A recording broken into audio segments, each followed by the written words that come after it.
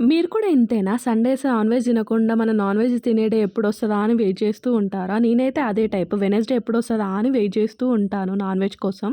ఈ వీక్ అయితే నేను నాటుకోడి తీసుకొచ్చాను. సో, నాటుకోడి ఎలా ప్రిపేర్ చేయాలో చూద్దాం పదండి. ఫస్ట్ అయితే ప్రెషర్ కుక్కర్ పెట్టి ఫ్లేమ్ ఆన్ చేసుకొని అందులో ఒక 2 టేబుల్ స్పూన్స్ ఆఫ్ ఆయిల్ వేసుకోవాలి.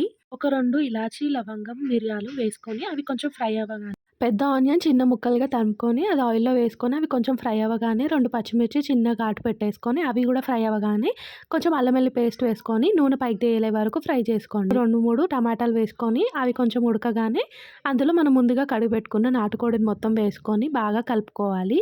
ఇదంతా కూడా నూనెలో మంచిగా ఫ్రై అయిన తర్వాత అందులో పసుపు, ఒక spoon whole garam masala powder వేసుకోవాలి. 2 టేబుల్ స్పూన్స్ ఆఫ్ కారం వేసుకోవాలి. ఒక 1 ½ స్పూన్ సాల్ట్ వేసుకుంటే సరిపోతుంది. ఇవన్నీ బాగా కలుపుకొని నూనె బయటికి తేలే వరకు ఆయిల్‌లోనే ఫ్రై చేసుకోవాలి. ఒకటేసారి అది ఫ్రై అయిపోగానే సరిపడా నీళ్ళేసుకొని ప్రెషర్ కుక్కర్ మూత పెట్టేసుకొని ఒక 5 విజిల్స్ పెట్టుకున్నామంటే చికెన్ సాఫ్ట్‌గా ఉడికిపోతుంది. అండ్ గ్రేవీ కూడా చూడండి ఎంత బాగా అయింది. కొత్తిమీర గార్నిష్ చేసి ఆఫ్ చేసుకుంటే నాటుకోడి రెడీ.